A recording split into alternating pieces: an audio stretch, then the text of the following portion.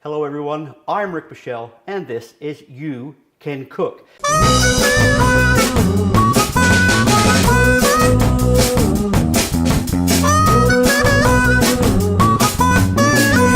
Today is pumpkin soup, not the classic pumpkin soup. Today's pumpkin soup is going to be Thai pumpkin soup. So lots of zing, lots of spice, lots of flavor. So let's quickly just go over the ingredients. Obviously the pumpkin. In this case I have a butternut pumpkin. You can use any kind of pumpkin you like. I have some red curry paste, otherwise chili paste. I have some peanut butter. I have some roasted peanuts. I'm going to also roast those some more in a dry pan. I have 2 cans of coconut milk. I have some palm sugar. I have some nam pla, otherwise known as fish sauce. I have some peanut oil. I have some homemade chicken broth. When it comes to these two things, I've used about 2 to 1, 2 of these to 1 of these. I have some homegrown galangal, not sure how you say that. I have some kaffir lime leaves that I picked off my tree. The last of my lemongrass out of the garden. They're getting a little bit skimpy. They're usually about, big around as your thumb, but they'll do, they'll work. And I have some French shallots. Let me prepare the ingredients that need preparation, and then we'll get straight over to that stove and we'll get stuck into it and make some Thai pumpkin soup. Stick around, this is You Can Cook.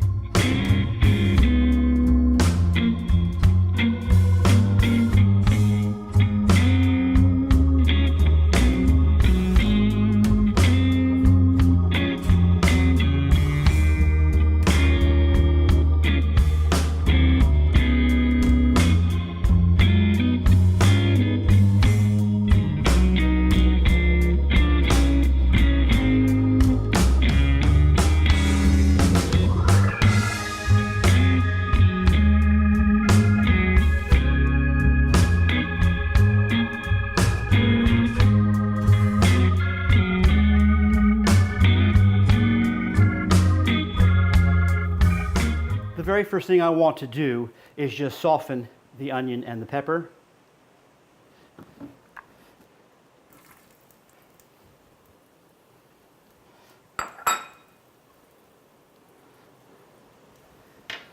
And that's only going to take a few minutes.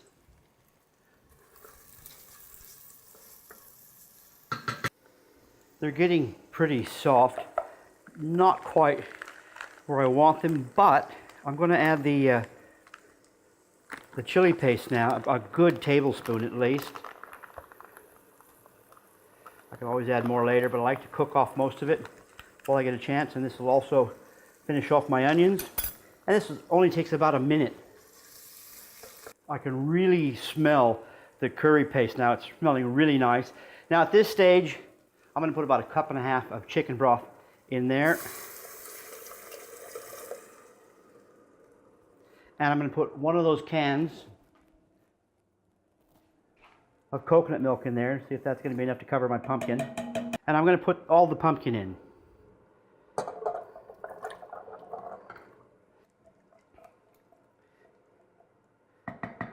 I've got about a tablespoon of palm sugar. You can use brown sugar. If you don't have any of those, then put in your white sugar. It'll still work. If you want it sweet, I put in at least a tablespoon, if not 2 tablespoons of fish sauce.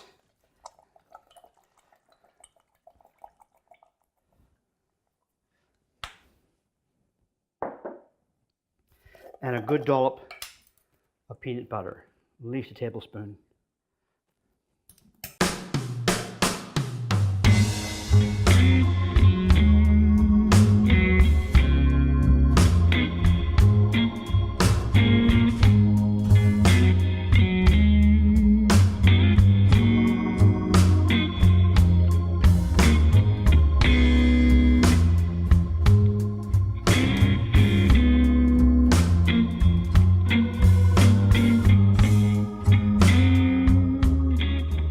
Cover that now until that pumpkin is soft.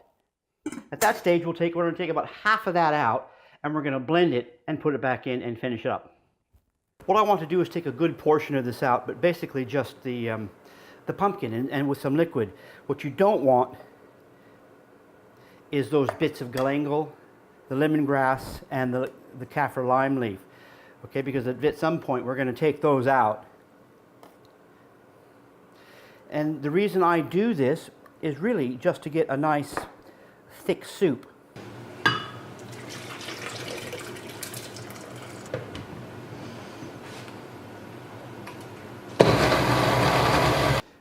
And we add it back to our soup.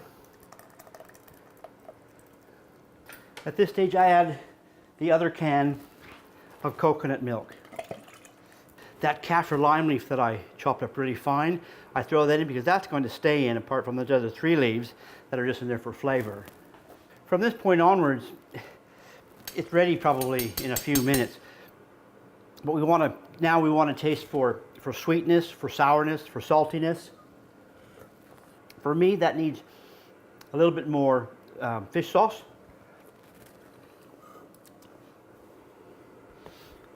And maybe a little bit more sugar. That's probably all up about 1.5 tablespoons of sugar. So once that's heated up, we'll give that a stir. We'll dig out the galangal, the lemongrass, and those kaffir leaves, and we're ready to plate up. Oh, warm. Now you can dress this up any way you like. And from what I've got today, this is how I'm going to do it. I've got some fried shallots. So I'm going to sprinkle a few shallots over there.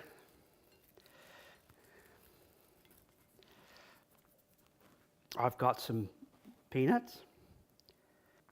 And I've got some chopped up coriander. The stalks and all, the stalk give that little bit of crunchiness to it.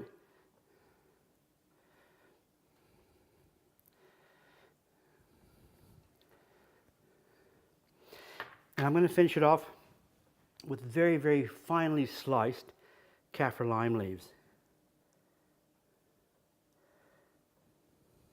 For me, in my opinion, without the kaffir lime leaf, it just seems to lose that authenticity. The perfect accompaniment for pumpkin soup would be artisan sourdough. Because we made it with Asian flavors, the perfect accompaniment, I reckon, for this, and what I'm having tonight with it, is my chapatis made with coconut yogurt. Now, for those that haven't seen my video for making these chapatis with coconut yogurt, it's going to be right at the end of the video there. Also, if you like my style of cooking, I'd love it if you subscribe right here where my mug is. I'm Rick Michelle. This is You Can Cook. Get in that kitchen of yours, cook up some great food, mix it up, experiment, don't be afraid, okay? Make this dish yours, change a few things. If you follow this recipe, you can't miss, and just build it from there. So long for now.